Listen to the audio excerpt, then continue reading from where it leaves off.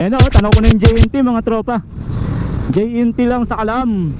So sa JNT kasi sa bahay pa lang, may waybill na ako. So nagawan ko na ng transaction to.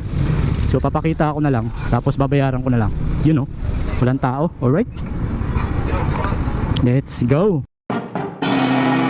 Hindi ko na ubarin tong helmet. Kilala naman nila ako dito. Para tuloy-tuloy yung vlog natin. Okay. Yun o, antay lang tayo, may nauna sa atin. So ito yung mga transaction natin. Meron tayo 1, 2, 3, 4, 5, 6, 6. Pero nagmamagic ba kayo? Yalo mo sa kape, the best sa kape to.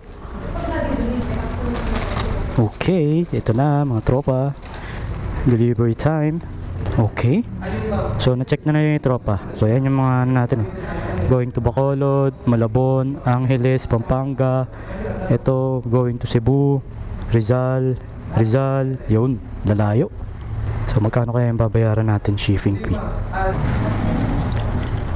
Kano pre? 434.